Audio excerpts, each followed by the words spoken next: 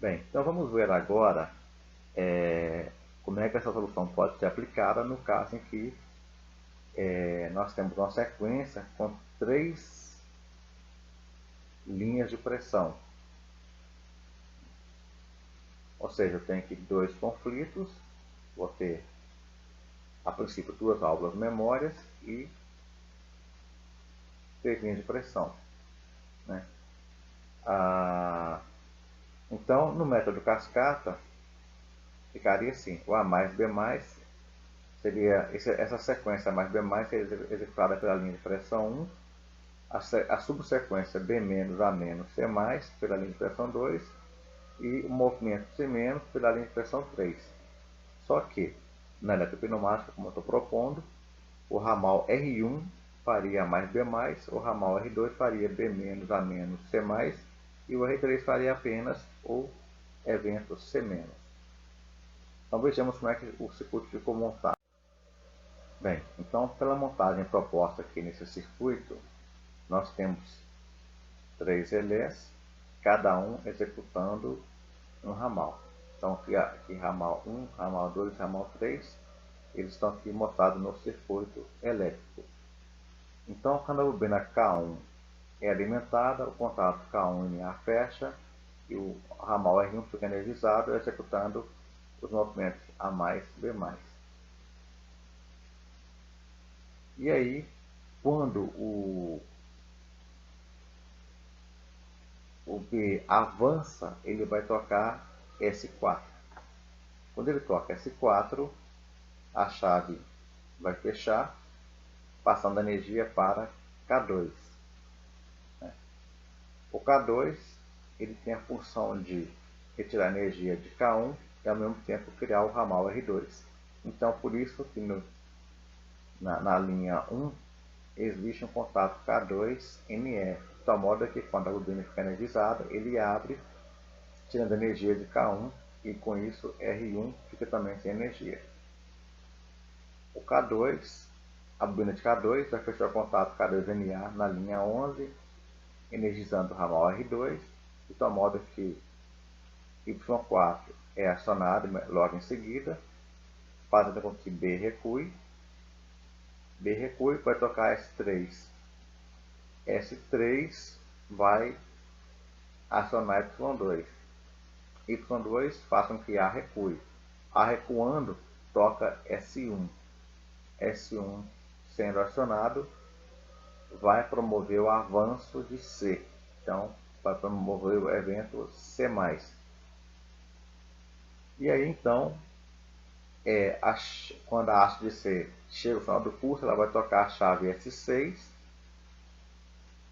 S6 vai alimentar K3, que por sua vez vai promover a energização da bobina do solenoide Y6, que é justamente responsável pelo recuo de C. Então, quando o C chega ao início do pulso, a chave S5, que é NF, ela vai abrir. Né? Ao ser aberta, então, a energia da bobina de K3 cessa, o ramal R3 também fica sem energia, e, consequentemente, todo o circuito executa a sequência proposta e finaliza sem energia. Então, só para lembrar aqui na ideia do método cascata, note que no ramal, ou nessa linha da bobina de K1, eu tenho contato K2NF, ou seja, quando a bobina de K2 for energizada, automaticamente a bobina de K1 fica sem energia. Consequentemente, quando também K3 for energizado, o K2 fica desenergizado porque há um contato K3NF na linha 3 que alimenta a bobina K2.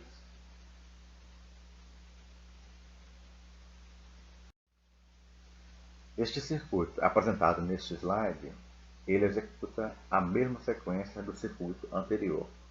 Mais uma vez, a diferença entre os circuitos está no fato de que mais contatos dos relés são utilizados. De tal modo que O ramal R1, que dependia de apenas um contato K1, agora ele depende de dois contatos.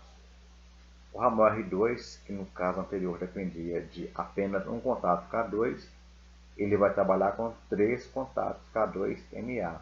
E R3 não mudou.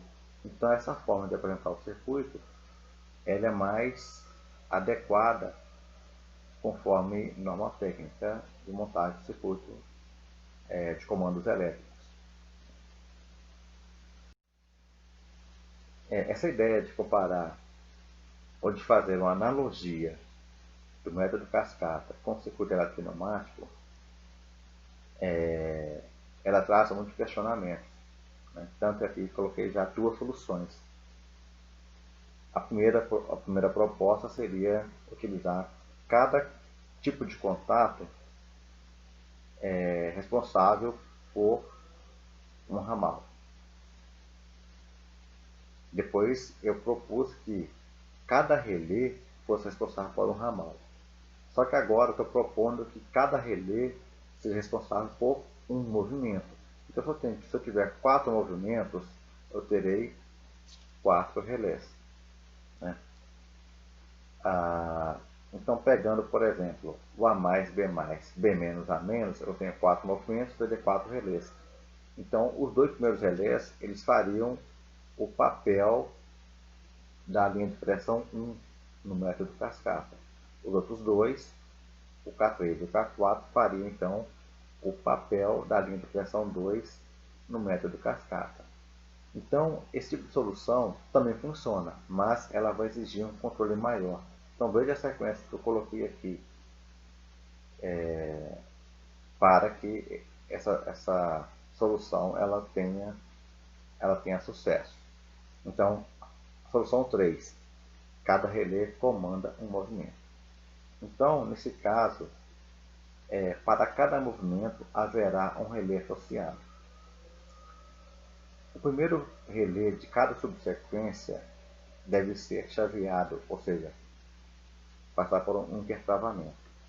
Isso é necessário para garantir os próximos movimentos. Né? Ou seja, a etapa 3 ela é uma continuidade da etapa 2. Ou seja, o ramal que energiza determinada bobina de relé deve conter um contato aberto da bobina do relé responsável pelo movimento anterior. Ou seja, isso quer dizer que um movimento só deve ocorrer depois que o anterior ocorreu. Então, se eu estou utilizando o relé K2, nesse ramal onde tem K2, tem que haver um contato de K1, que por sua vez está fechado por conta da bobina estar energizada. Então, ou seja, o K2 só vai acontecer depois que o K1 tiver acontecido. E por fim, a chave que gera a próxima subsequência, ela vai acionar um ramal chaveado. Então note que aqui nós temos, para cada primeiro ramal de uma subsequência, ele tem que estar chaveado. Assim como também aquele em que nós temos a chave que gera a próxima subsequência. Um contato NF do relé em questão, ou seja, o relé que está associado àquela chave que gera a subsequência, esse contato NF ele tem que estar presente no primeiro ramal da subsequência anterior, ou seja, aquele que foi chaveado, para desenergizar todos os ramais daquela subsequência.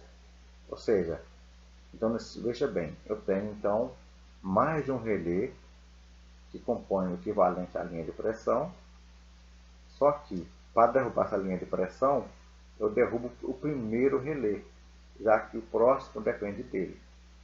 Né? Então,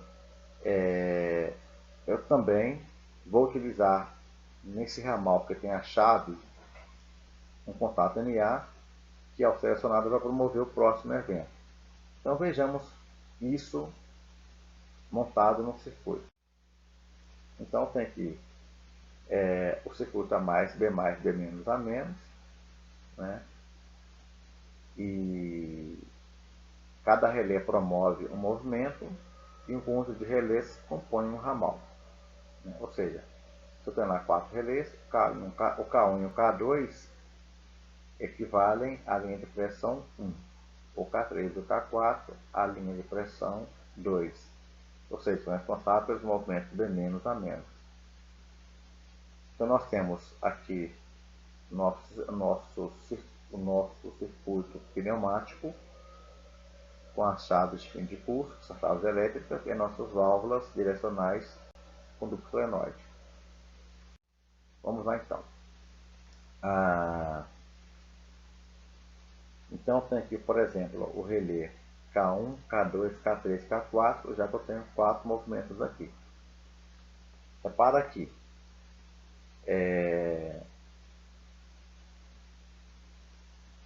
Quando o relé K1 é acionado,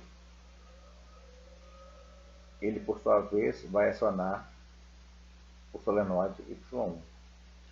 Quando o K2 é acionado, ele por sua vez vai acionar o solenoide Y3. E assim por diante até completar a sequência. Então essa montagem aqui, ela satisfaz a condição 1, ou seja, para cada movimento há um relé associado. Vejamos então a próxima condição.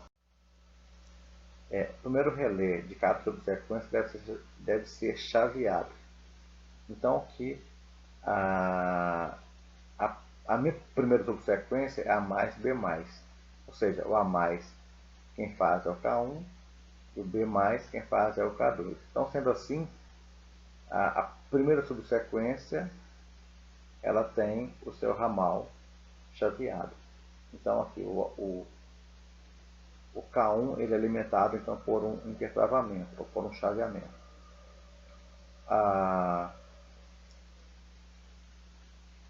sequência que inicia B-, que é acionada pela chave S4, ela também é chaveada. Então repara que os outros dois ramais não precisam ser chaveados.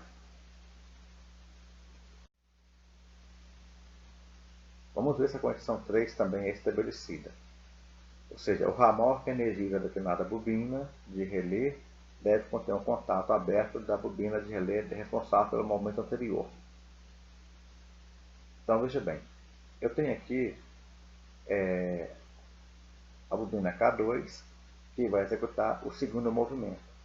Então eu tenho que garantir que o primeiro movimento ocorreu. Nesse caso, eu vou utilizar então aqui um contato K1 NA, de tal modo que quando o movimento de A mais acontecer, essa bobina mantém-se energizada, esse contato K1 fica fechado, então ele garante que o segundo também vai acontecer.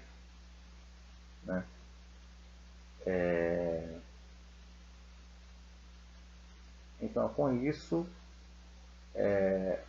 a condição 3 também ela é obedecida para tentar propor essa solução, onde cada relé promove um movimento.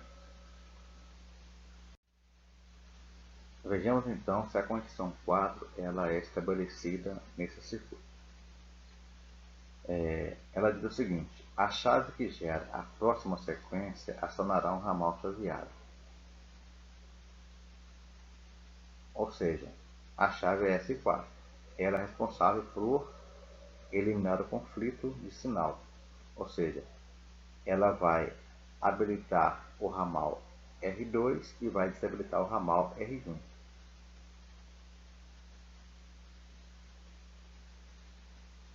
Então, nesse caso, a chave C4 ela alimenta K3 e K3 vai, por sua vez, alimentar a bobina Y4, promovendo então o recuo de B, mas também, ao mesmo tempo, um contato K3-NF vai derrubar então a energia, vai tirar a energia da bobina de K1. Consequentemente, também é retirada a energia da bobina de K2. Então repara que esses relés K1 e K2 eles fazem a função do ramal R1. Então, ou seja, mais uma vez, é o método cascata sendo aplicado no circuito eletropneumático, né? Então, com isso, a gente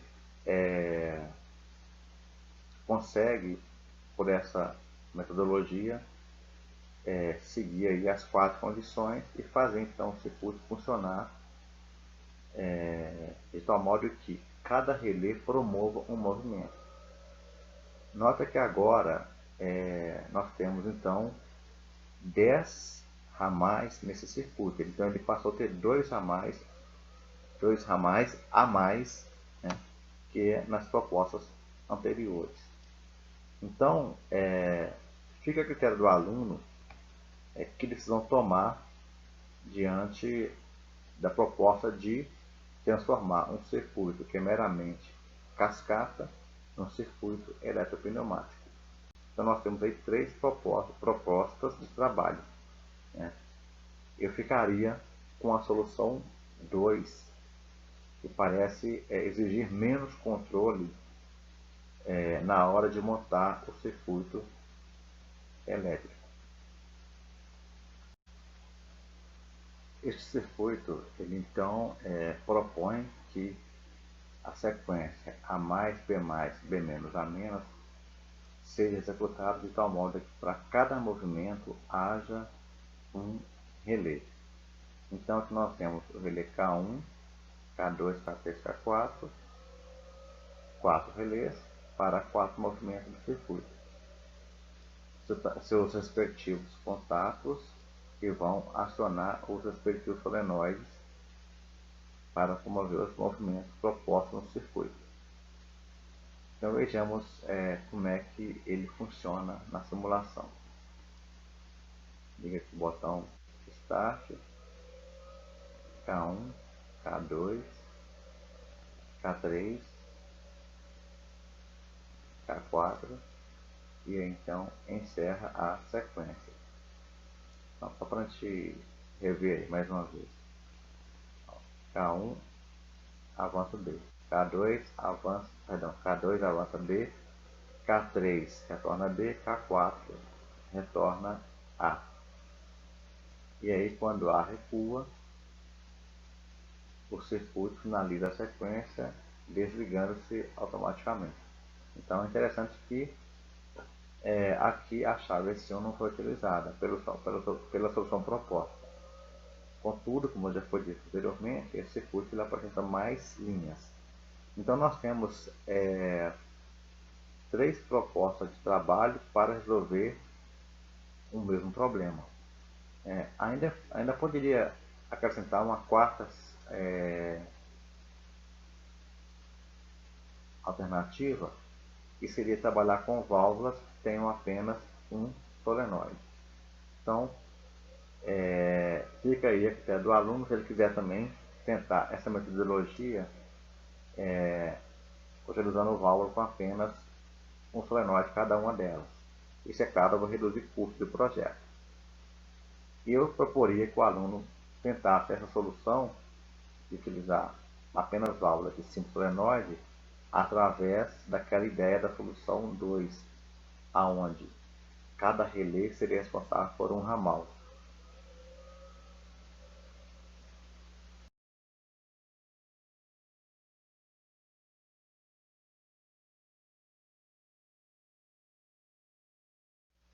Depois de apresentar então 3 soluções de montagem de circuitos eletropneumáticos utilizando a mesma ideia do método cascata, então fica aqui uma tarefa. Eu quero que vocês montem o circuito A mais, B mais, B menos, A menos, A mais, A menos. É o mesmo circuito que foi proposto em tarefa anterior, só que agora a proposta é que o circuito seja eletropneumático. Nesse sentido, o aluno pode utilizar válvulas direcionais de duplo solenoide para acionar as hastes dos cilindros. Então aqui no desenho nós temos os 2 cilindros, o A e o B, e suas válvulas direcionais possuem cada uma 2 solenoides. Eu estou propondo essa solução porque eu entendo que das soluções propostas anteriormente, esta de utilizar duas válvulas direcionais, de tal modo que cada relé seja responsável por uma linha de pressão ou por um ramal, como eu denominei. Esse é o caminho mais fácil, mas fica a critério do aluno. Se ele quiser também, ele pode utilizar a solução 1 e a solução 3. Tá? Nesse caso, o aluno pode utilizar o Fluid Sim para projetar o circuito, mas para efeito de avaliação, o aluno deverá apresentar o circuito também desenhado à mão. Então fica aí mais uma tarefa para avaliação.